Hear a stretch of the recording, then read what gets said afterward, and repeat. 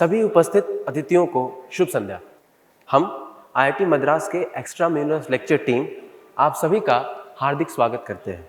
विश्वास से निर्माण तक की इस चर्चा में मैं आपसे विनम्र अनुरोध करता हूं कि कृपया किसी भी बाधा से बचने के लिए अपने मोबाइल फ़ोन को साइलेंट मोड पर रखें और बिना किसी देर के कृपया हमारे माननीय मेहमान डॉक्टर प्रकाश बाबा आमटे और डॉक्टर मंदाकिनी आमटे का तालियों के साथ स्वागत करें। मैं अपने माननीय मेहमान से अनुरोध करता हूं कि वो कृपया आकर के मंच पे अपना स्थान ग्रहण करें। डॉक्टर प्रकाश बाबा आमटे और डॉक्टर मंदाकिनी आमटे हम सबके लिए प्रेरणा स्रोत हैं। वे हमारे देश के महान सामाजिक कार्यकर्ताओं में से हैं और बाबा आमटे और साधना ताई आमटे के समर्पित सामाजिक कार्यकर्ताओं के परिवार से आते हैं। डॉक्टर प्रकाश बाबा आमटे के समर्पित सामाजिक कार्यकर्ताओं के समृद्ध परिवार से आते हैं। डॉक्टर प्रकाश बाबा आमटे और डॉक्टर मंदाकिनी आमटे ने मिलकर अपना जीवन आदिवासी समुदायों को महाराष्ट्र में चिकित्सा, सेवा, शिक्षा और पुनर्वास प्रदान करने में समर्पित किया है। उनका काम बिना स्वार्थ की सेवा और दयालुता का एक उज्जवल उदाहरण है। लोक बिरादरी प्रकल्प के प्रति, जिसमें एक पशु अनाथालय, अस्पताल और एक स्कूल की सेवा होती है, आपकी प्रतिबद्धता ने अनगिनत जीवनों को बदल दिया है। इसके अलावा लोक बिरादरी प्रकल्प कुष्ठ रोगियों और उनके परिवारों का पुनर्वास प्रदान करने का काम भी करता है। यह प्रोजेक्ट सतत खेती और आय उत्पन्न करने से जुड़ी गतिविधियों में भी शामिल है, जिससे समुदाय की आर्थिक स्थितियों को उत्थानित किया जा सकता है। डॉक्टर मंदाकिनी आमटे ने भी इस मिशन में महत्वपूर्ण भूमिका निभाई है। गरीबों, खासकर महिलाओं और बच्चों के लिए आपकी प्रतिबद्धता ने उन समुदायों की स्थिति को सुधारने में निर्णायक पात्र निभाया है। आपका डॉक्टर प्रकाश बाबा आमटे के काम के प्रति अथक समर्थन एक बेहतर दुनिया के लिए आपके साझा दृष्टिकोण का प्रमाण है। दोनों ने गरीबों और बेहाली के चक्र को तोड़ने में शिक्षा का महत्व पहचाना। आपने जनजाति के बच्चों को गुणवत्ता वाली शिक्षा प्रदान करने के लिए क्षेत्र में स्कूल स्थापित किए। शिक्षा ने न केवल युवाओं को शक्तिशाली बनाया है, बल्कि उनको उनके अधिकारों के प्रति सजग भी किया है।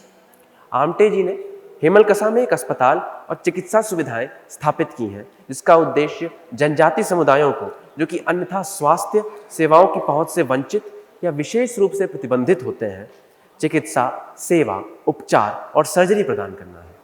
आपकी चिकित्सा प्रदान करने की प्रतिबद्धता ने स्थानीय जनसंख्या के स्वास्थ्य और भलाई को बेहद सुधारा है। आपके समाज के प्रति उत्कृष्ट योगदानों ने आपको राष्ट्रीय और अंतर्राष्ट्रीय स्तर पर पहचान दिलाई है।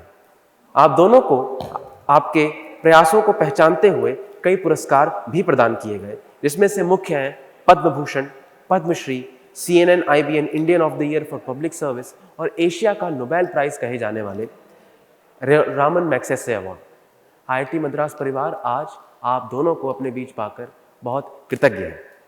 मैं डॉक्टर वासा से अनुरोध करूंगा कि वो स्टेज पे आकर के डॉक्टर आमटे और डॉक्टर मंदाकिनी आमटे को अंग वस्त्र से सम्मानित करें। मैं डॉक्टर प्रकाश आमटे एवं डॉक्टर मंदाकिनी आमटे से अनुरोध करता हूँ कि कृपया मंच पे अपना स्थान ग्रहण करें।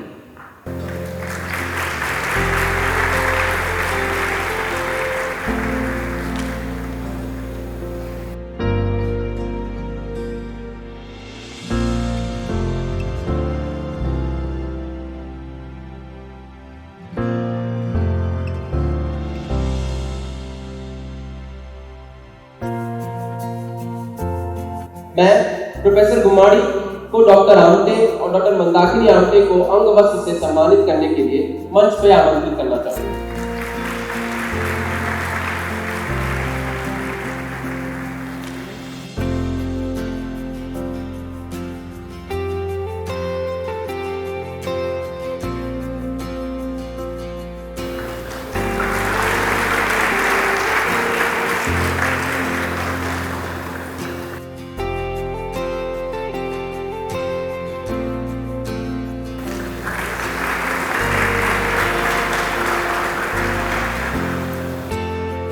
और अब मैं अनुरोध करूंगा प्रोफेसर वासा से कि वो मंच पे आए एवं हमारे मेहमानों को फलों की टोकरी से सम्मानित करें।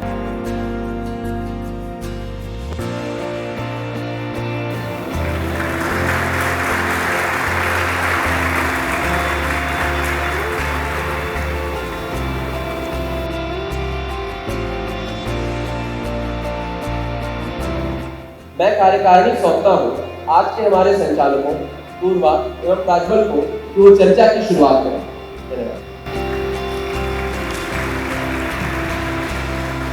धन्यवाद प्रियव्रत। एक बार पुनः मैं IIT मद्रास की तरफ से अपने अतिथिगणों का स्वागत करता हूँ।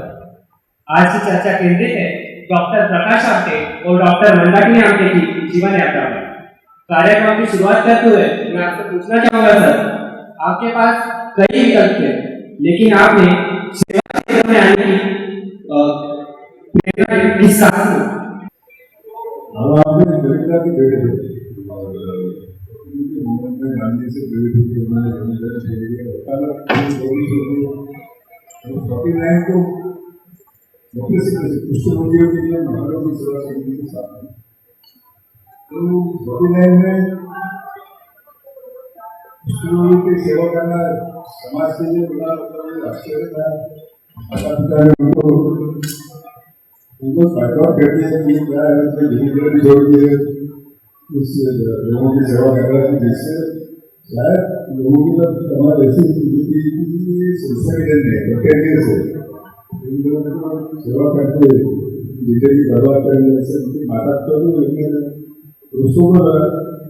लेकिन बाबा ने जैसे एक बार निर्णय लिया था चंद्रपुर जिले में बड़ा तालुका छोटा वहाँ मिली थी आनंदो नाम से संस्था था, क्योंकि नाम तो भारत की गवर्नमेंट है, लेकिन लोगों को आने के बाद आनंद मिले, कुछ लोगों को देखने के बाद आनंद मिले।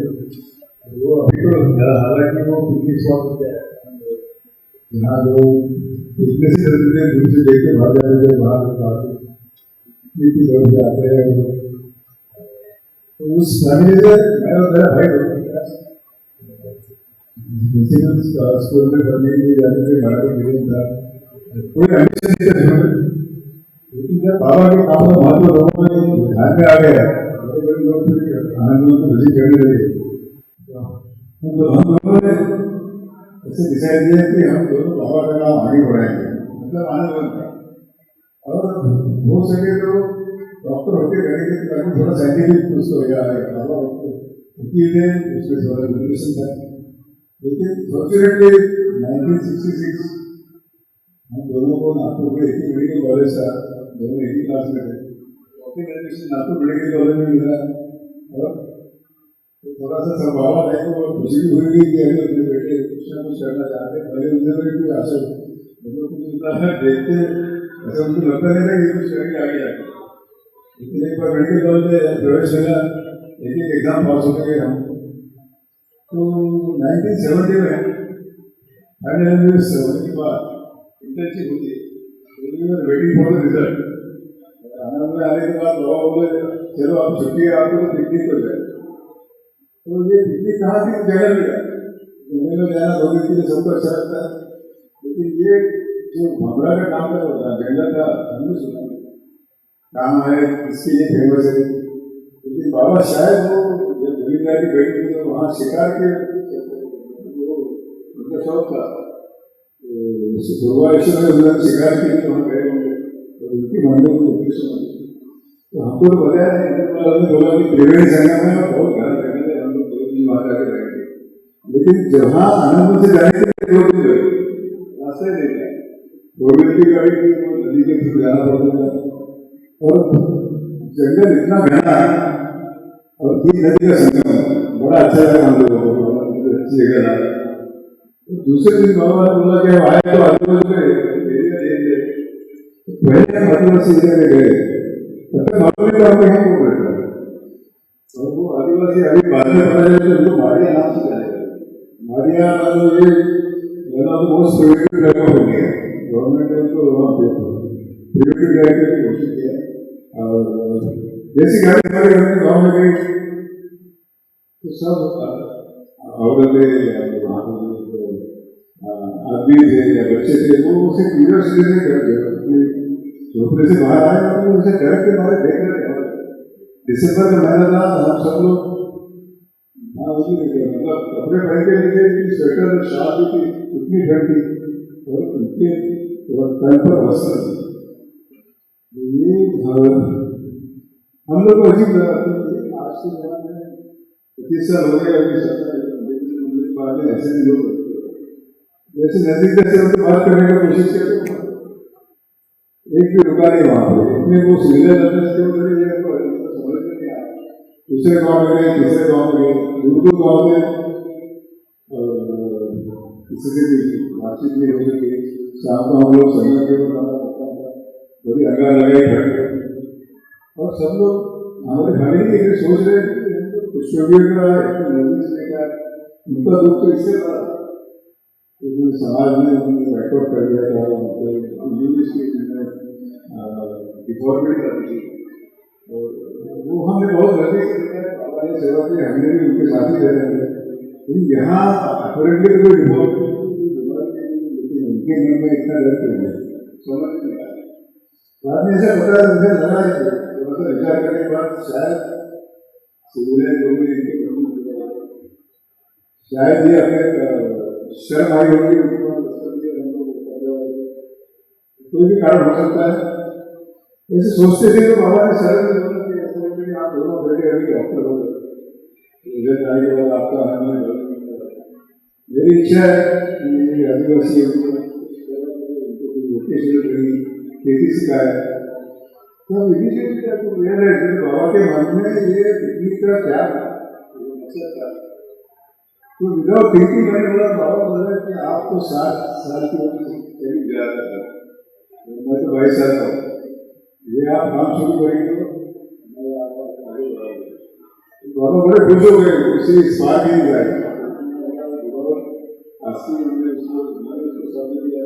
So happy. और फिर दूसरे दिन वापस आया, रिजल्ट आया, फिर इंटर्नशिप चालू हो गई। तो बाबा बोले गवर्नमेंट ऑफ महाराष्ट्र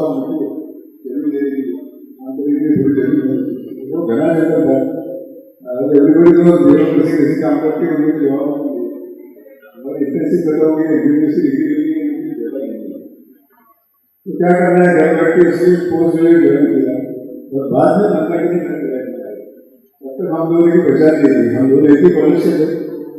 ये सीनियर लोग गाइडिंग करते थे, इसलिए हमें दूर रहेंगे नागपुर मेडिकल कॉलेज इसकी बड़े राय में और 5.5 साल इसी कॉलेज में रहते हुए हमारे, लेकिन मैं सर्जरी के लिए जॉब करने गया और ये एनेस्थीसिया के लिए जॉब करने गया, तब दोनों साथ में पेशेंट के साथ काम कर रहे थे। तो पहचान देखते देखते पहचान से पहचान प्यार में बदला हुआ होता नहीं चला दोनों को, लेकिन लोगों को चर्चा करने बाबा का बेटा यहाँ तो अफेयर कर रहा है। और इधर हो गए उस समय तो लड़का लड़के साथ में घूमे तो बाबा के पास खबर पहुंची, तो भी थोड़ी चिंता हो गई ये क्या चल रहा है यहाँ पे, पढ़ने के लिए लड़की को घुमा रहा। तो इस तरह से बाबा ने फिर संदेशा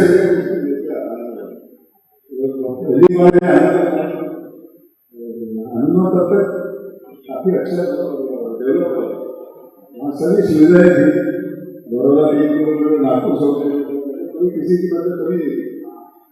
तो वो देखने के बाद बाबा बोले कि प्रकाश देने के बाद तो उसने बताया मैंने उसको जवाब दिया।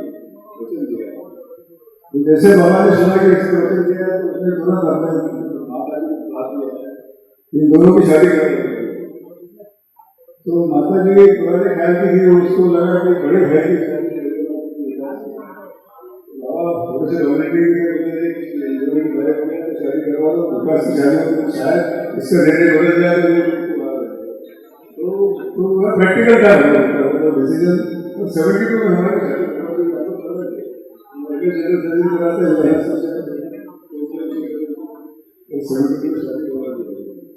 और इस तरह से मतलब ये फिर उसका तो सोशल सर्विस से आप लेकिन दैट इज हाउ कॉन्टैक्ट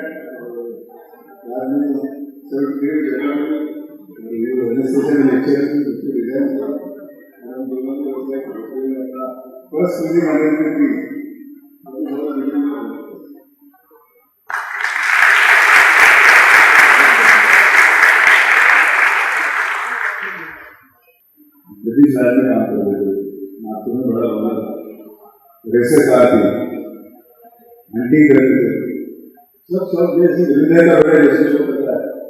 आज भी तुम लोग करते रहेंगे, बता अलग अलग लेकिन उस समय जो नाते में रहे थे, लेकिन छोटे छोटे गांधी जी से उनका संबंध आया, सवाल नजर था, तो उनका प्रॉपर्टी से इंटरेस्ट कम हो गया।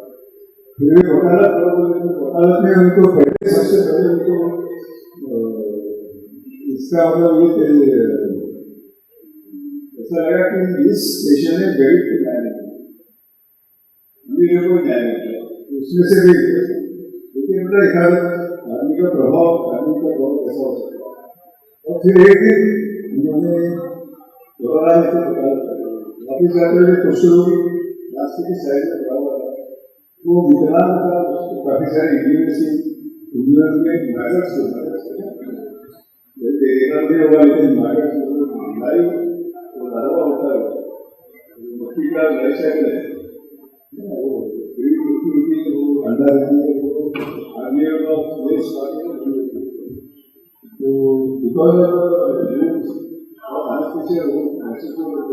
देखने के लिए बड़ा बदला जाता है, तो बाबा डरे उसके ऊपर काबल डाल के उधर जाते जाते उन्होंने सोचा कि मेरे जैसा निर्णय आता है विकलांग आदमी से कैसे, मतलब ये विचार देखिए कभी पर किसी के लायक के साथ यदि कल मेरे भाई को कुछ रोग हुआ या मेरे बच्चों को छोटे उनको कुछ रोग हो जाने के रास्ते तो देश ड्रेसिंग किया है और इस तरह से कृष्ण जी का काम करेगा निर्भय है किससे हो रहा गांधी जी ने बोला उनके विद्यालय का एक इंसिडेंट ऐसा हुआ कि वडोदरा से वर्धा जाते हुए पैसेंजर ट्रेन में ब्रिटिश राष्ट्र एक नीली पेड़ कपल बैठा था तो बाकी सब ब्रिटिश हो गए, बाबा को साथ में वर्धा जा रहे तो ब्रिटिश सोल्जर ने वो लड़की की छेड़ की यंग लड़की, उसका जो हस्बैंड था वो घर के मारे टॉयलेट में जाके उनका वो ड्राइविंग चल रहा था उसको तो बाबा ने उसको रोका तो उन्होंने बाबा को मारा नहीं, वर्धा से बाबा ने प्रिवेंट किया, उसको हाथ नहीं लगने दिया, वर्धा सेशन से कंप्लेंट किया और मिनट के बाद वो न्यूज हुआ, इतने सारे सोल्जरों को बाबा ने रोका एक लड़की का बचाने के लिए। तो गांधी जी से अगर आपको जैसे मतलब वर्धा के लड़की से अगर आप तो उनकी बात सुन गई तो उन्होंने बोला बाबा आपको अभय साधन है नहीं है, और जैसे अभय साधन तो वो उसको भी देख के जाता है तो बाबा को बड़ा नहीं लगा, इसी की वजह से तो 3 साल के बाद उन्होंने 2-3 जगह का सुझाव दिया था। तो ये हेमलकसा जगह इसलिए हमने मतलब ऑप्शन थे वो कि इसमें सिर्फ 6 महीना पूरा दुनिया से कट ऑफ होता था कि जो बीच में जो नदियाँ थी वो ऊपर तक खुलती तो हम लोग कट ऑफ होते थे। दूसरी 2 जगह थी वो 9 महीने तक कट ऑफ करती थी कि अब 2 नदी आगे जाना पड़ता था। तो 3 में से हमने ये ऑप्शन चुना और फिर गौरंगराव महाराज ने महाराव की सेवा समिति को हैंड ओवर किया। So that is how we got the name. Hemalkasa नाम तो विलेज का था, नाम अच्छा मिला, वो पुराना आदिवासियों का विलेज है। हेमल का शायद वो अपभ्रंश है, येमिली मतलब कछुआ होता है ना, और कसा मीन्स नदी का जो डीप वाटर जहाँ होता है उसको कसा कहते हैं। तो उस नदी के पास में ये गांव बसा था, इसीलिए उसको ये नाम गिरा। उसी गांव के पास हमको जगह मिली, इसलिए हमारा प्रकल्प का नाम लोक बिरादरी प्रकल्प हेमलकसा ऐसा मिला है। तो अगला सवाल मंदाकिनी मैम आपके लिए। प्रकाश सर बाबा आमटे की वंशावली से आते हैं, यह उनके समाज सेवा के प्रति झुकाव को बताता है। मैं ये जानने में उत्सुक हूँ कि आप में से आपको क्या प्रेरणा मिली समाज सेवा करने में? वैसा देखा जाए तो मैं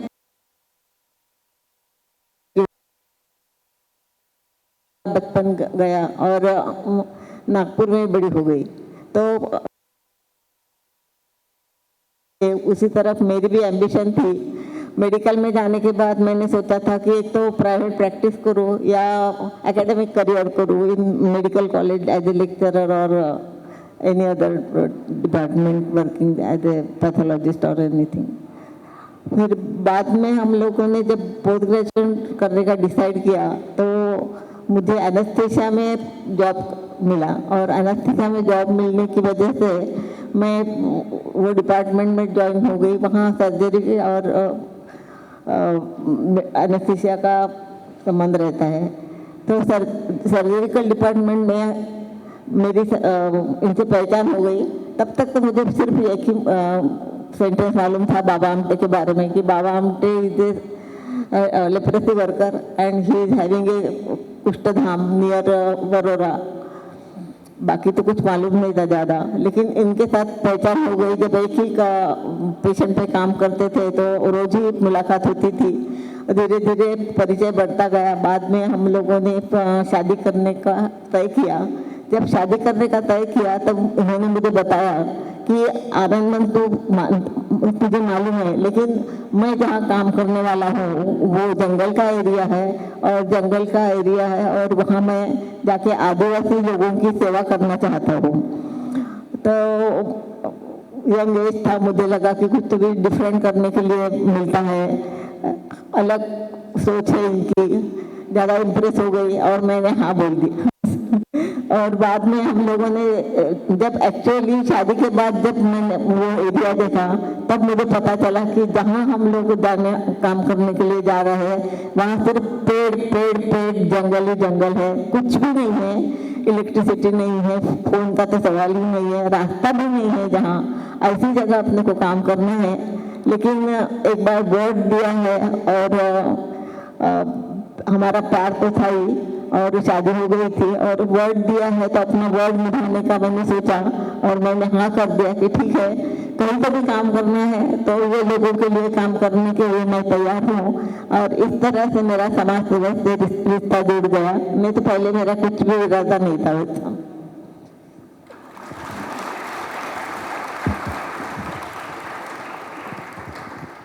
आदिवासी लोग अक्सर बाहर के लोगों का स्वागत नहीं करते, लेकिन जब आपने कार्य शुरू किया तो उनकी क्या प्रतिक्रिया थी और समय के साथ वो कैसे बदली? हम लोग गए हिमल के सामने, वैसे वहाँ कोई सुविधा नहीं थी। अपनी झोपड़ी बनाई, मेरे साथ 2-4 और भी वॉलंटियर्स थे, वो बैचलर थे, और सब लोगों की एक नई फैमिली बन गई। और ऐसा लगता था कि अब अस्पताल ने यहाँ क्लिनिक शुरू किया है तो लोग आएंगे।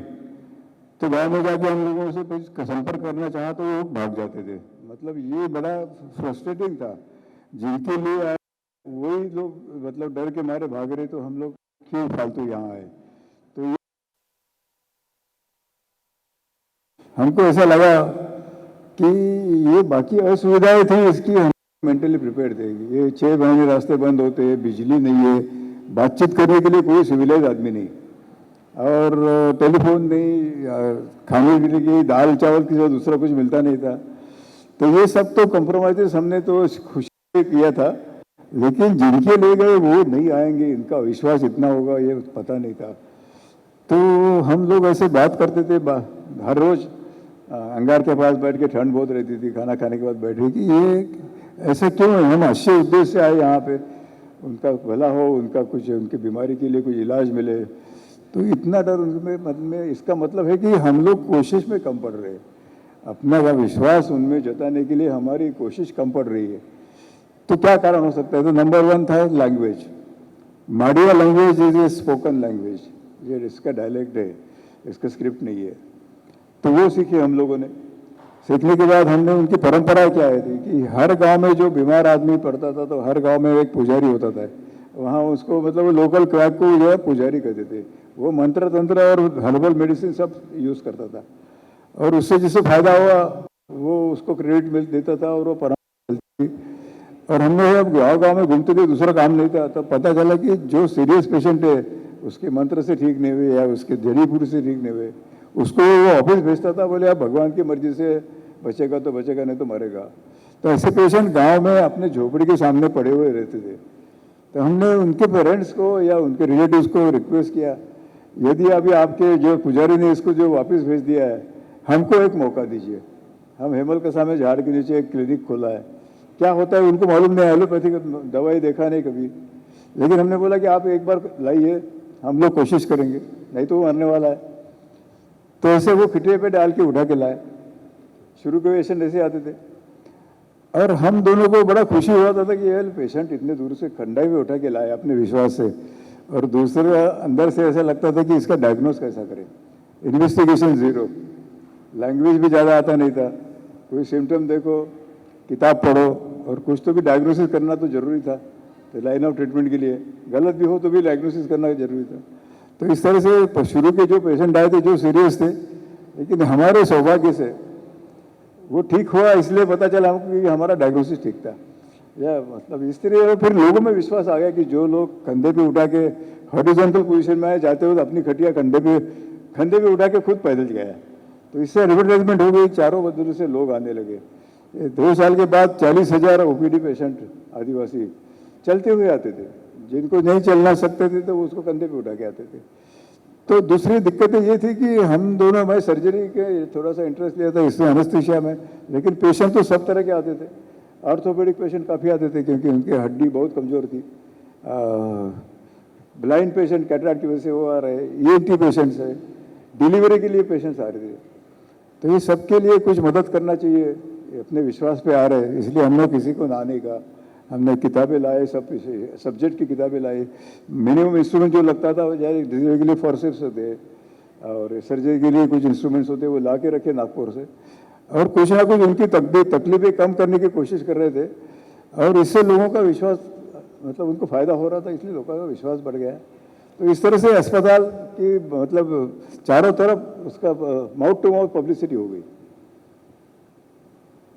सर, आपने अभी बताया कि उनकी परंपरा अलग थी, लेकिन ऐसी कौन सी चीज़ है जो हम आदिवासियों से सीख सकते हैं? हम लोग काफ़ी कुछ सीखे उनसे। मतलब यहाँ जाने के पहले हमको पता नहीं चलता कि आदिवासी कैसे रहते हैं। हम लोग किताब में पढ़ते हैं कि ये कंदमूल और ये शिकार करके जीते हैं, फिर जाने के बाद पता चला कि ये भूख की वजह से एनीथिंग दैट मूव्स, जो भी जंगल में मिले उसको मार के वो रोस्ट करके खाते थे, कंदमूल तो थे ही। दूसरा ये था कि सीखने वाली चीज़ ये है कि उनका टॉलरेंस बहुत बड़ा था। यदि किसी को कितना भी बड़ा दुख हो, उसको सहन करने की शक्ति बहुत थी। और कम्युनिटी लिविंग, जब हमारे अस्पताल शुरू हुआ तो वो लाना था तो वो अकेला तो चल के नहीं आ सकता था। खटिया पे डालो तो उसको 8-10 लोगों की मदद होनी चाहिए। 30 किलोमीटर, 40 किलोमीटर, 50 किलोमीटर से लाना है तो कंधा बदलते बदलते उसको लाते थे। तो ये एक हेल्प करना सबको, ये उनमें है, कम्युनिटी को हेल्प करना। एक जो भी संकट में है उसकी हेल्प करो। दूसरा ये है, इतने 50 साल में हमने एक भी बलात्कार की केस नहीं देखी। मतलब ये पिछड़ा हुआ समाज देखते हैं और इसमें बलात्कार नहीं। गरीबी होने से भीख नहीं मांगते, ये तो भूखे हैं, फिर भी हमारे पास से कभी ऐसा भीख मांग के कभी खाना नहीं मांगा। और हमारे घर में कभी ताला नहीं लगा क्योंकि वो चोरी भी नहीं करते। तो ये काफ़ी बुरी चीज़ें उनके कल्चर में जो है वो सीखने लायक है। कुछ बुरी बातें थी, अंधश्रद्धा है या बलि चलाओ, मेरा बलि है, उसके लिए फिर हमने काफ़ी कोशिश किया। स्कूल को स्टार्ट किया, स्कूल के बच्चों के थ्रू हम लोगों ने उनका प्रबोधन किया। और वो नरबलि भी अभी कई सालों से हमने सुना नहीं। एजुकेशन से उसका भी फायदा हुआ कि वो जो गलत प्रथाएं थी वो कम हो रही है। तो आपका जानवरों के प्रति वात्सल्य पूरी दुनिया ने देखा है, तो इसके बारे में हम लोग ज़रूर सुनना चाहेंगे।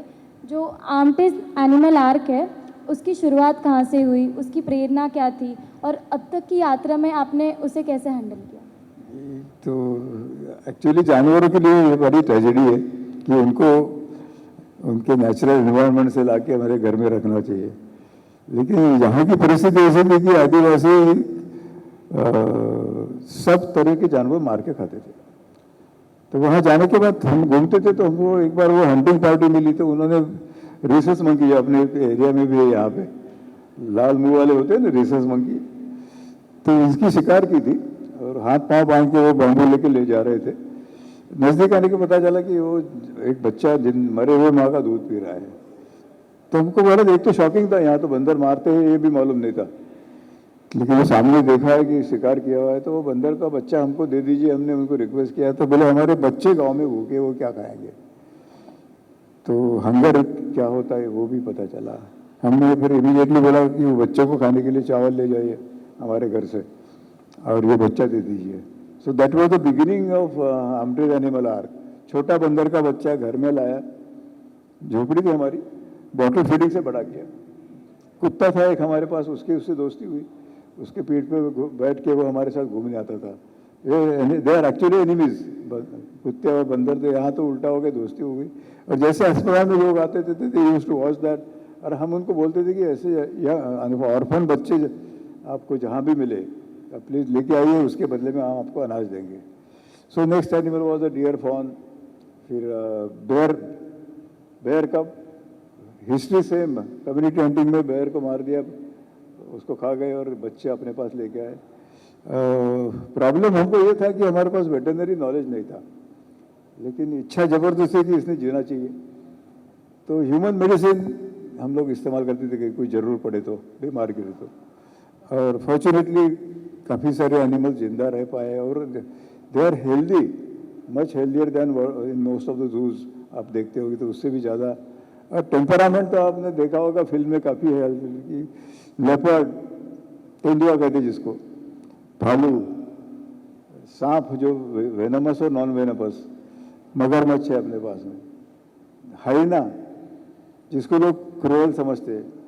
सो all these animals they are part of my family. जैसे मैं घर में रखा था तो मेरे बच्चों को प्यार हो गया, और बच्चे के बच्चे मतलब grandsons, they also go inside play with them. तो ये जो एनिमल्स का मैंने देखा था, अभी तो ऑलमोस्ट 50 साल का अनुभव है मेरा। ह्यूमन रेस से भी अनुभव हो गया और एनिमल से भी आया।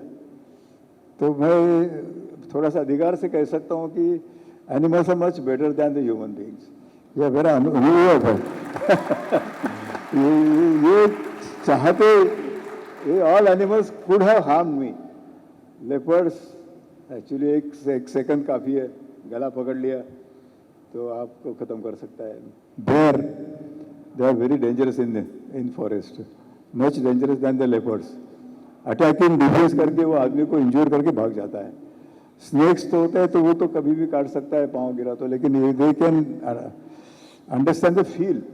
जिसको पकड़े तो उसको समझता है कि ये आदमी अपना फ्रेंड है, तो वो काटने की कोशिश नहीं करता। पाँव गिरा तो जरूर काटेगा क्योंकि तकलीफ हुई। हाइना बोलते, क्रूएल होता है हाइना, लेकिन हाइना से बना तो बेस्ट स्पेसिमेन इंडिया में जो था अपना हाइना था, और वेरी टेंडर। मेरी जो 6 महीने की पोती, उससे तब से उसका वो लगाव था।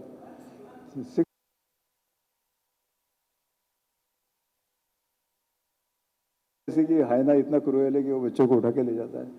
तो ऑल दिस क्रूएल एनिमल यदि चाहे तो मार सकते थे, मैंने अभी जिंदा हो, ये इसका प्रूफ है कि उन्होंने कभी ऐसा कोशिश नहीं किया जान से मारने की। इंजुरीज होती है क्योंकि तो वो थोड़ा सा खून आता है, तो मैं उसके लिए ये भी ट्राई किया कि वो खून लेपर्ड को लीक करने के लिए दे। उन्होंने एक्सेप्ट किया अपनी फैमिली करके, और वो अपनी खुद की जो इंजरीज होती है वो लीक करके साफ करते, ट्रीट करते खुद को। तो जंगल में तो कोई वेटरनरी डॉक्टर नहीं होता है, तो just only leaking they treat their wounds. तो मेरी वुंड्स भी वो लीक करके ट्रीट किया उन्होंने। अभी तक मेरे को कोई इन्फेक्शन नहीं हुआ। तो कई बार इंजरी होती है ऐसे, नाखून इतने शार्प होते हैं, लेकिन आफ्टर द इंजरी जो ब्लड आता है वो लीक करके डेलिकेटली सक करते हैं और वो छोड़ देते हैं बाद में। का एक्सपीरियंस बहुत अच्छा है। आदमी का ऑफकोर्स उन्हीं के लिए गए था, और ये प्रकल्प ऐसा है कि आदमियों की संवेदना की वजह से चल रहा है, मतलब सेंसिटिविटी ऑफ सोसाइटी। हम लोग कहीं जाके किसी को अपील नहीं किया, किसी को मतलब कोई प्रेजेंटेशन करना चाहिए, कोई योजना बनानी चाहिए, वो हम लोगों को नहीं जमा।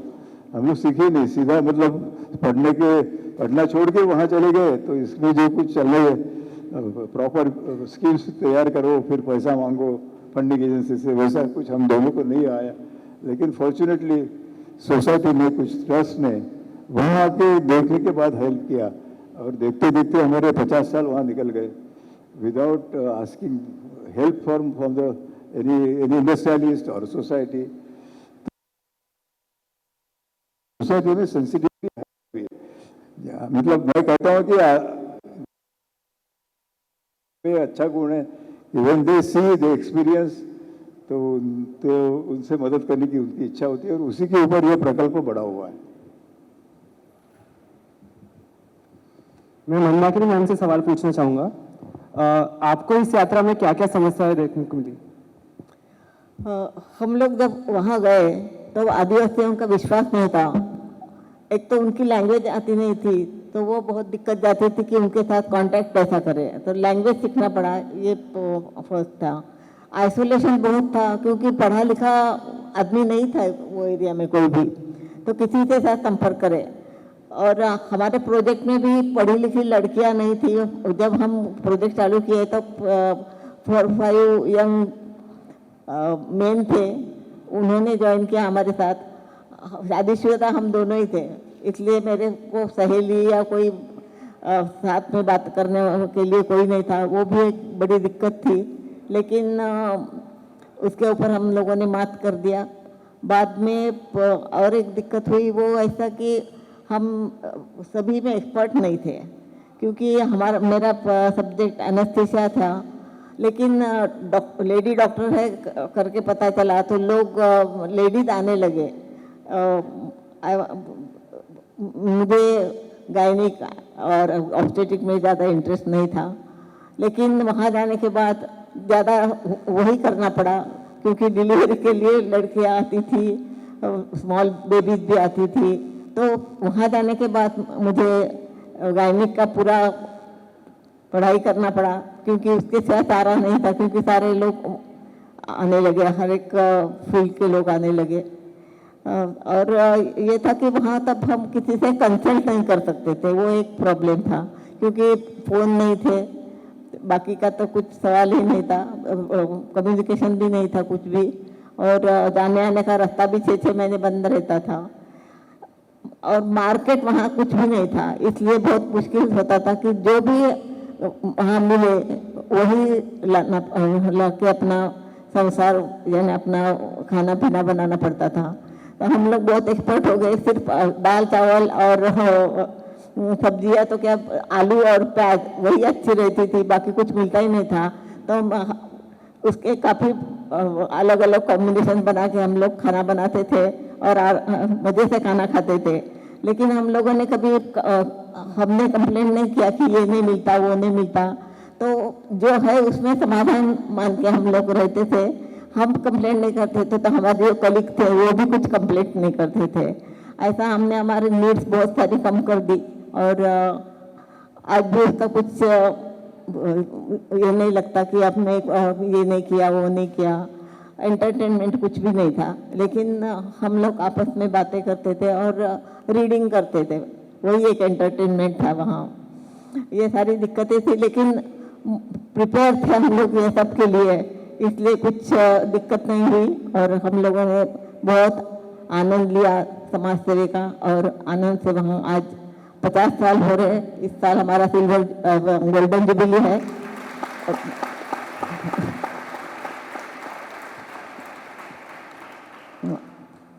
अभी दिक्कतें बहुत कम हो गई, क्योंकि अभी 22 साल के बाद बिजली आ गई, अभी टेलीफोन भी आ गया, अब इंटरनेट आया है, और नई पीढ़ी भी हमारी काम में लग गई है। हमारे दोनों बच्चों ने डिसाइड किया कि हम लोग अपनी माँ बाप के काम में सहयोग देंगे। बड़ा लड़का डॉक्टर बना है, तो उसकी वाइफ भी गोवा की है। सब देख के, सब सुन के उन्होंने अपने चॉइस से ये प्रोजेक्ट को ज्वाइन कर लिया। गायनेकोलॉजिस्ट है वो। तब मुझे बहुत अच्छा लगता है कि गायनिक के पेशेंट वो सब देखते रहे। सिर्फ एनेस्थीसिया का काम मैं करती हूँ। अब दूसरा लड़का वो इंजीनियर है, उसने डिप्लोमा किया है इंजीनियर का, और उसने भी डिसाइड किया कि मैं भी अपने माँ बाप के काम में अपना योगदान दूंगा। तो उसने एजुकेशन का पार्ट पूरा संभाला है।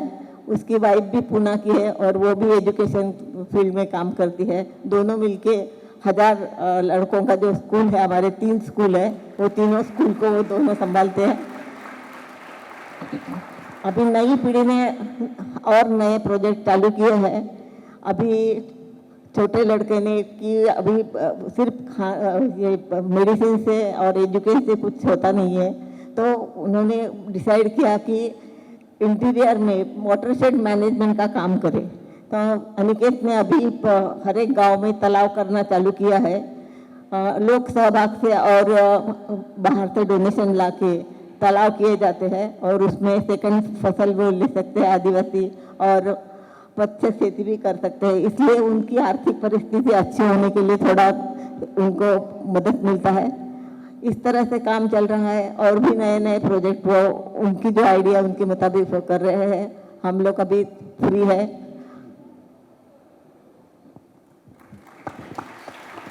स्कूल का थोड़ा सा नहीं बताया। स्कूल ऐसा बिकॉज ऑफ द एक्सप्लॉयटेशन आदिवासी के लिए काफ़ी सारी योजनाएं होती है, उनको मालूम नहीं था, एजुकेशन नहीं था, तो वो उसके पास पहुंचती नहीं थी।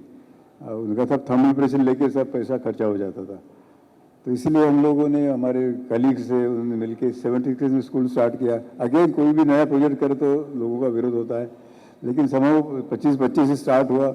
आज इन्होंने बताया कि 1000 बच्चे, लड़के लड़कियाँ 50-50 है, मतलब 500 लड़कियाँ भी है उसमें इक्वल। लेकिन मौका देने से, हम लोग बोलते कि हम लोगों ने मौका दिया उनको। तो पहले बैच के 3 लड़के 12वीं तक गए और 12वीं से एक को मेडिकल कॉलेज में, जैसे हमारे कॉलेज में एडमिशन मिला, दूसरा ग्रेजुएट हुआ, वो टीचर बना, और तीसरा था वो फॉरेस्ट डिपार्टमेंट में ज्वाइन हुआ। उसके बाद में अवेयरनेस इतना आ गया लोग पेरेंट्स में कि अभी सब लोगों को लगता है कि अपने बच्चे ने पढ़ना चाहिए। अभी लास्ट ईयर 2 साल पहले एक लड़के को IIT में एडमिशन मिला ग्वालियर में। तो इतना मतलब अच्छा लगता है कि वहाँ रहते हेमल कसा में कि जहाँ बिजली नहीं है, उसके गांव में आज तक रास्ते नहीं है, लेकिन वो लड़का ग्वालियर में पढ़ रहा है IIT में। तो बच्चे तो डॉक्टर बहुत बने, अभी 20-25 डॉक्टर है, वकील है, टीचर्स बहुत बने। और अच्छी बात ये है कि हमारे बच्चे जैसे वापस आ गए, वैसे ट्राइबल बच्चे आफ्टर द एजुकेशन 70 to 75% बच्चे वापस आके अपने लोगों की सेवा कर रहे हैं इन ऑल फील्ड्स। डॉक्टर हो गए तो प्राइमरी सेंटर में काम करते हैं, टीचर है गाँव में जाके टीचिंग का काम कर रहे हैं। तो ये एक मतलब विदाउट प्लानिंग जो प्रोजेक्ट किया उसका ये इतना सारा मतलब एक्सपांशन हो रहा है, development, because of the involvement of younger generation now. हमारे दोनों बेटे और उनको काम करने के लिए वॉलंटियर्स मिल रहे हैं। लास्ट ईयर से नीट के एग्ज़ाम के लिए क्लासेस शुरू किए। तो लास्ट ईयर दोनों को 2 बच्चों को एडमिशन मिला, BG मेडिकल कॉलेज पुणे और दूसरे औरंगाबाद में था। जो बेटे जिनके पेरेंट्स निरक्षर है, मतलब अनपढ़ है। और इस साल अभी जो एग्ज़ाम हुआ नीट का, उसमें करीबन 10 बच्चों को एडमिशन मिलने की आशा है। तो जिसके लिए सिटी में 5-5 लाख रुपए लोग खर्चा करते हैं और फिर भी गारंटी नहीं होती, हमारे वॉलंटियर्स उनको फ्री में एजुकेशन दे रहे हैं। जिद है उनमें, मतलब हम लोग तो मौका देते हैं लेकिन मेहनत तो उनको करना है, तो ये म्यूचुअल है। तो इस तरह से मतलब 3rd जनरेशन ऑफ आमटेज, आप देखिए कि लीगेसी ये कैसी आती है। ये थोड़ी सी कंटेजियस हो गया, मतलब बाबा ने जो काम किया वो हम दोनों बेटे ने किया, और उसके बाद में 3rd जनरेशन, और उनके जो बेटे हैं 4th जनरेशन, उनका शुरू में एजुकेशन उन्हीं के साथ आदिवासी साथ हो रहा है वहाँ पे हेमल कसा में। They are learning with the tribal students. तो बाद में क्या करेंगे मालूम नहीं, लेकिन आज तो ऐसी परिस्थिति कि that is the 4th generation in the process. आगे क्या है, हम किसी को ज़बरदस्ती नहीं किया, डिसीजन शुड बी वॉलंटरी, अंदर से आना चाहिए। तो let us hope for the best हम लोग सोच रहे हैं, लेकिन they are enjoying their life there in Hemalkasa. तो सर, हेमल कसा के भविष्य के बारे में आपकी क्या राय है, और आज के युवकों के लिए और आने वाली पीढ़ी के लिए आप क्या जी, बाबा का जो काम है कि इसमें कुष्ठरोगी के लिए फेमस है, लेकिन उनका मेन जो है कि मोटिवेशन ऑफ द यूथ। वहाँ एक दूसरा प्रोजेक्ट है उनका सोमनाथ मूल के पास में, वहाँ हर साल 15 मई से 22 मई तक यूथ कैंप होता है। उसका नाम श्रम संस्कार शिविर होता है। पहले श्रमदान कहते थे लोग, तो श्रमदान में जैसे एक बार वो उसने क्रोबार हाथ में पकड़ा तो उसको वो छाले आ जाते थे, दान तो कुछ नहीं होता था। तो श्रम के संस्कार होना चाहिए, इसलिए बाबा ने वो नाम बदल दिया।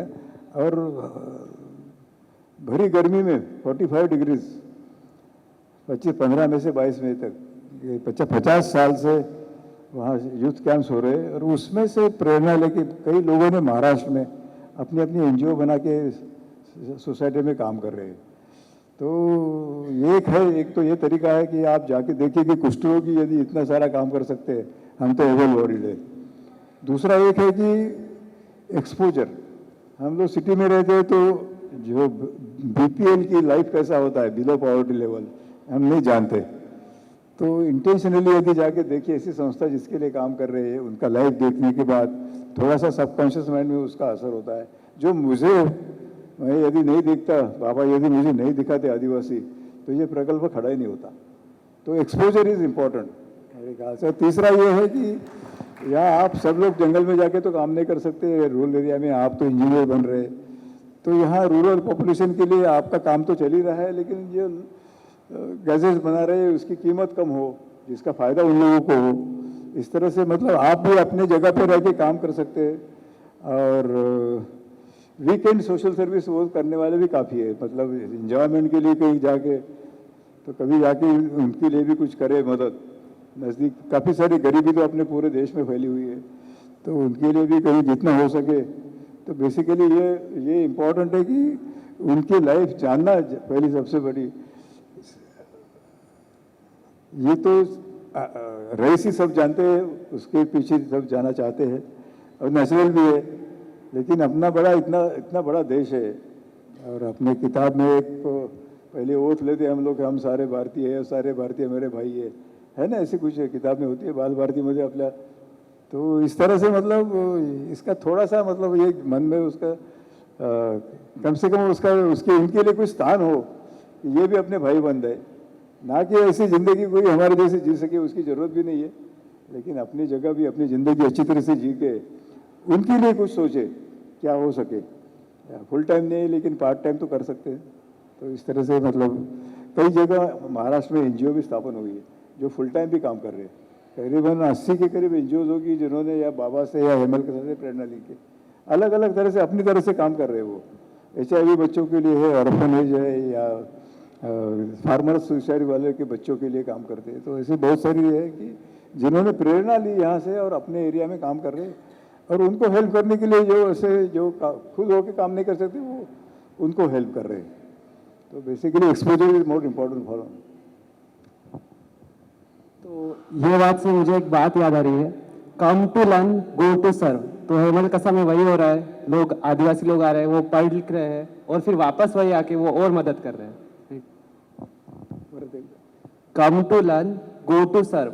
हेमल कसा में आदिवासी लोग आए, उन्होंने पढ़ा लिखा, अभी वो फिर से वही आके बच्चों को पढ़ा रहे हैं। हाँ, तो ये बात मुझे याद है इससे।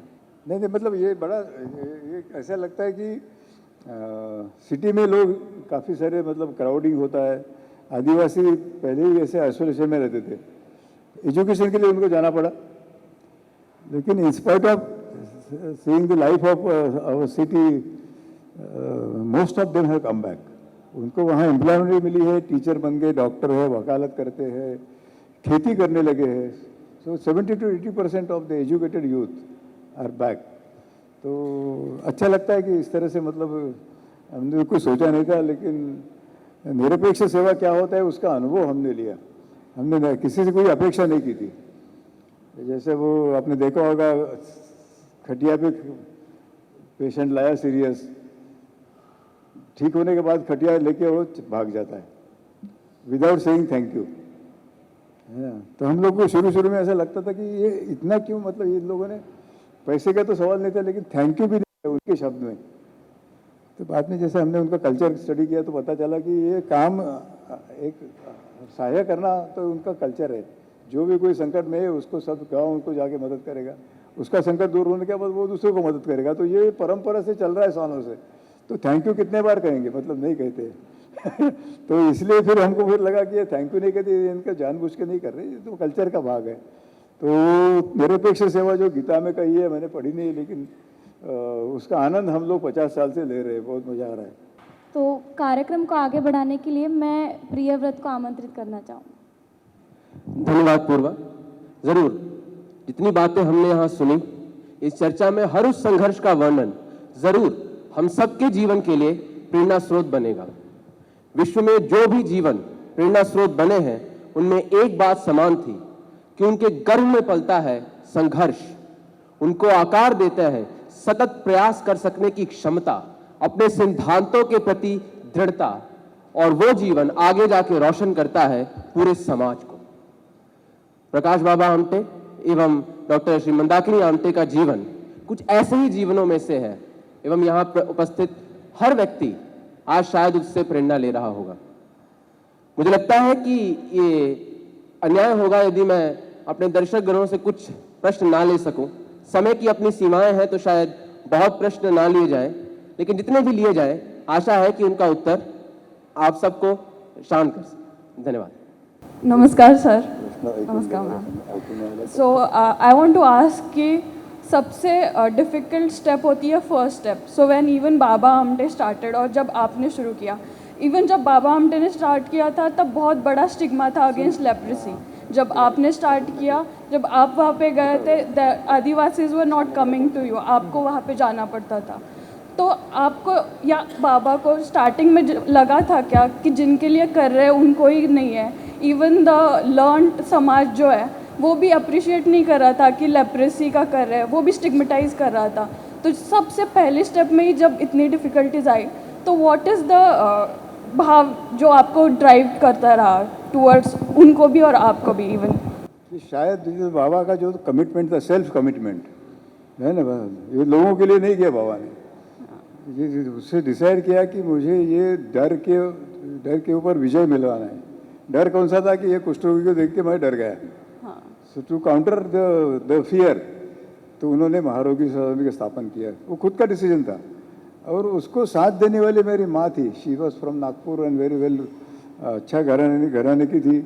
लेकिन देखते कि ये अपने हस्बैंड काम कर रहे हैं, इसका मतलब उसका भी एक उसने बायोग्राफी लिखी है, समिधा म्हणजे सगळं आपण त्या याच्यात टाकतो यज्ञामध्ये समिधा। तो ये कैसा मतलब एक से दूसरे की तरफ जा रहा है ना, वो फिर वो वर्कर्स आते हैं। और जो चीफ होता है, यदि बाबा का एक प्रिंसिपल था, work with the people not for the people. ये कौन सा भी काम कुष्ठ को शुरू करने के लिए बाबा पहले वहाँ जाके फिजिकल काम करने के जाते थे, तो नेचुरली वो वर्कर्स उनके पास जाते थे। और लेकिन वो आपका क्वेश्चन था कि ये कैसा मतलब हौसला कैसा रखा? हाँ। तो ये सेल्फ कमिटमेंट है। बाबा के बाद हमारा था, हम लोग खुद होके निर्णय लिया था। मेरा तो खुद का अकेले का था पहले, उसके मेरे शादी के बाद इसने किया था। तो शब्द दिया, लेकिन वो उसको शब्द को जागना इतना सिंपल नहीं होता है ना। 50 साल वहाँ जाके रहना। इसके सारे सहेलियाँ और मित्र नागपुर में या प्रदेश में है, और तब तक किसी ने आके देखा भी नहीं था। उसको लगा ये पागलपन किया, जंगल में जाके बैठ गई। 200 लड़के अपने क्लासमेट थे, 200 में से कोई एक भी नहीं आया जंगल में मिलने के लिए, फिर भी हौसला रखा क्योंकि कमिटमेंट था। मैंने शब्द दिया है, मेरा इसका कमिटमेंट मेरे प्रति था। तो ये जो था सेल्फ कमिटमेंट से ज़्यादा तकलीफ नहीं होती फिर। और मैं अप्रिशिएट करना चाहूँगी smart agriculture and animal care. ये मोमेंट पिछले 10 साल में प्रोग्रेस कर रहे हैं, बट यू स्टार्टेड इतना long back. So that was a visionary project. आपको कैसे समझ में आया that these are the things that need to be done? मतलब वो परिस्थिति देख के हम लोगों ने काम बढ़ाया। हम लोगों ने कोई प्लान नहीं किया था। हम दोनों थे पहला तो इतना लिमिटेड था कि बस अस्पताल बनाओ, मतलब क्लिनिक से अस्पताल, तो उतना करते तो भी ठीक था। लेकिन ये बढ़ते गए, देखते गए कि लोगों की परिस्थिति अस्पताल से नहीं सुधरने वाली है। सर्वांगीण विकास जिसको कहते हैं ना अपन, उसके लिए अपने को और कुछ करना चाहिए। और फॉर्चुनेटली हमको वॉलंटियर्स मिले शहर से आए हुए, कि जो पढ़ाने के लिए थे, जो खेती पढ़ाते थे, टीचिंग करते थे। तो इससे मतलब ये कैसा, ये इंस्टीट्यूशन मोर और लेकर like a family of 1000 people. उसमें जानवर भी आ गए, 100-125 जानवर है, they are also family members है। तो ये सब मिलके ये काम बढ़ते गया, डिपेंडिंग ऑन द जो सर्कमस्टेंसेस, लोगों की समस्याएं क्या है, उसके मुताबिक काम बढ़ते गए। हेलो सर, स्कूल टाइम से मैं आपको मिलना चाहता था, लेकिन आज अनएक्सपेक्टेडली आपको मिल रहा हूँ। और सर मेरा सवाल ये है कि जैसे हम कितना भी पढ़ ले, लेकिन हमको कोई एक्सपेरिमेंट स्टार्ट करने से पहले डर लगता है कि ये मशीन ख़राब ना हो जाए, ये ना ख़राब हो जाए। लेकिन आपके पास जैसे आई सर्जन नहीं था, लेकिन आपने पढ़ के आई सर्जरी की, तो वो एक्सपीरियंस के बारे में मैं थोड़ा सुनना चाहूँगा सर। आपको तब कैसा डर लगा या आपने उसको कैसे ओवरकम किया? एक का वो मोटिवेशन क्या था उसके पीछे आई सर्जरी का, एक बेयर बाइट का पेशेंट आया था, उसके आँख चले गए थे। मतलब इतना सीवियर होता कि स्काल्प पीछे लटक रहा था और आँख चले गए थे, अंधा था। 60 किलोमीटर से उसको उठा के लाया हम लोगों ने, उसको ऑपरेशन करके स्टिचेस दिया, वो ठीक होके वापस चला गया हाथ पकड़ के। दोनों आंखों से अंधा था क्योंकि both the eyes were punctured. तो 1 साल के बाद उसके गांव की जो लोग आए, उन्होंने दूसरे काम के लिए आए थे, तो हमने पूछा कि वो लास्ट ईयर वो बेयर बाइट वाला, क्योंकि इतना सीरियस था और उसको बच गया था यहाँ आने के, तो वो बोल रहे थे, बड़े दुख से बोल रहे थे कि वो मर गया। मैंने बोला ऐसा कैसा मरा? तभी मरना था उसने जब इतना सीवियर अटैक हुआ था, पूरा स्काल्प चला गया, आंखें चली गई थी, मतलब इट वॉज सो सीवियर, तो तब बच गए वो, और आज कैसे मरा? तो बोले वो अंधा होने से ही could not go to the forest to collect his own food. तो जो भी उसके रिलेटिव्स थे उनको भी पूरा पेट भर खाना नहीं मिलता था, तो उसको शेयर कम मिलता था। तो धीरे धीरे साल भर में वो ऐसा पतला हो गया, स्टार्वेशन से मर गया। तो ये बड़ा मतलब शॉकिंग था हमारे लिए। तो हमने फिर सोचा ऐसा कि गांव में कैटरेक्ट के पेशेंट होते हैं, वो जैसे अंधे होते हैं तो वो भी ऐसे एक दिन मर जाएंगे भूखे पेट, तो क्यों ना यहाँ तो कोई शहर के डॉक्टर आके यहाँ कोई ऑपरेशन करेंगे। बिजली नहीं थी, ऑपरेशन थिएटर नहीं था, तो वो आने का सवाल नहीं था। ना कि इनको शहर में ले जाए, तो ट्रांसपोर्ट नहीं था, उनके पास कपड़े नहीं थे, या पैसे का सवाल था, तो वो भी दोनों कर नहीं सकते थे। तो हम दोनों ने ऐसा डिसाइड किया कि हम यहाँ एक प्रयोग करेंगे। बेसिक नॉलेज MBBS लेवल पे होता है ऑप्थेल्मोलॉजी का, तो पुराने मेथड है वो।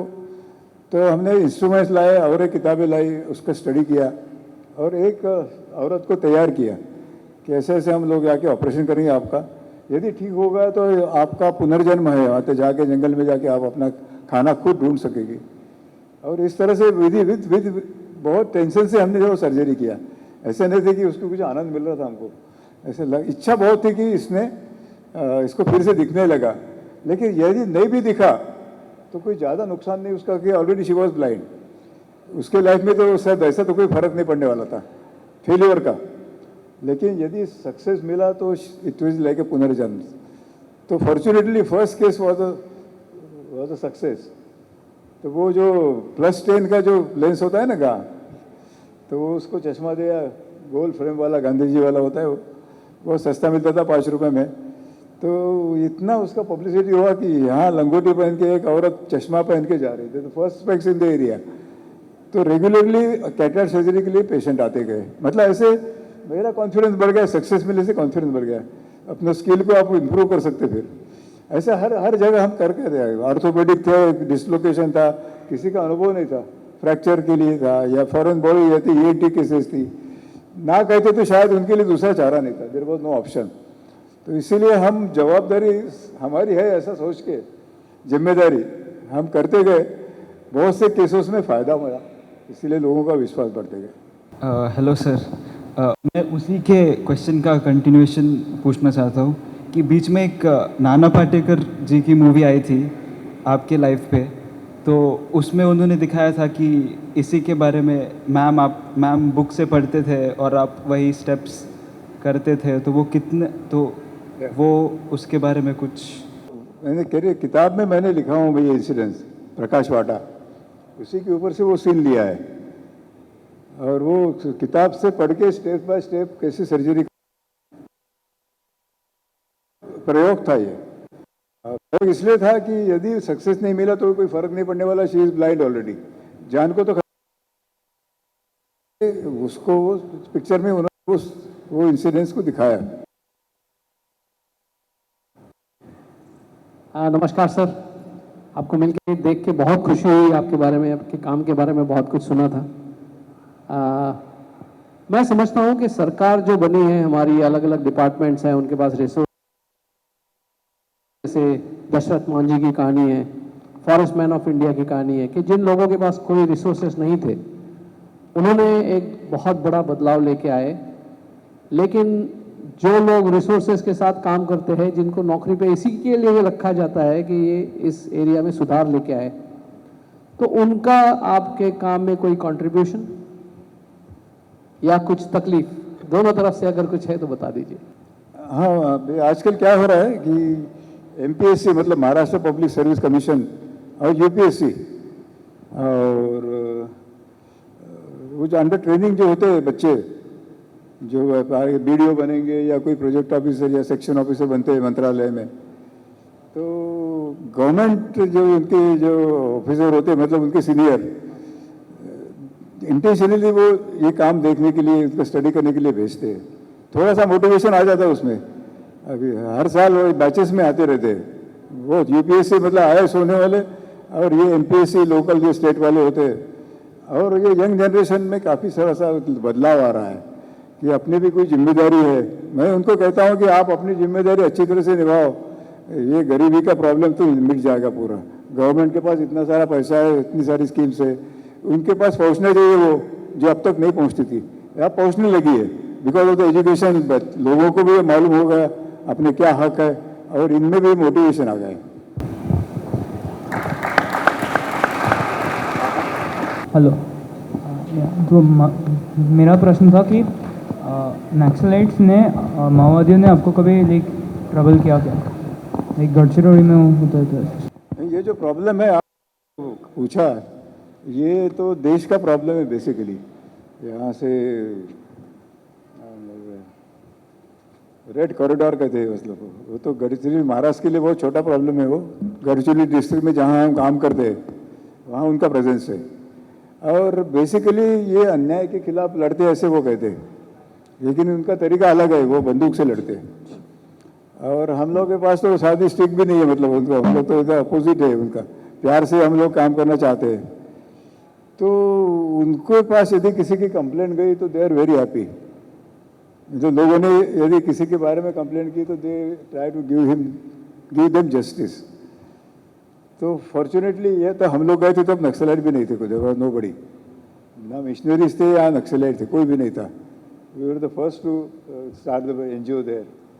तो इसीलिए हमारे खिलाफ शायद कोई कंप्लेंट नहीं की, इसलिए उन लोगों ने हमको तकलीफ नहीं दिया, शायद कहता हूँ मैं। तो तकलीफ होती है मेंटल, कि इसके बारे में ऐसे ओपनली बात नहीं करना चाहिए, इसे मतलब इससे सेंसिटिव इशू। तो अपना काम अपनी तरह से करो, अच्छी तरह से ये किसी को तकलीफ मत दो, इनजस्टिस मत करो, तो फिर उनके तरफ से तकलीफ नहीं होती। धन्यवाद आप सबकी इस सजग सहभागिता के लिए। मैं जानता हूं कि प्रश्न और होंगे, मगर समय की अपनी सीमाएं हैं, तो इस प्रश्नोत्तर को मैं यहीं पे समाप्त करता हूं। गणों के प्रति अपनी कृतज्ञता व्यक्त करता हूं यहाँ आने के लिए एवं इस चर्चा को इतना सफल बनाने के लिए। आप लोगों के प्रति भी अपना आभार व्यक्त करता हूं। इसी क्रम में मैं प्रोफेसर वासा से अनुरोध करता हूं कि वो मंच पे आए एवं हमारे अतिथि गणों का सम्मान मोमेंटो से करें।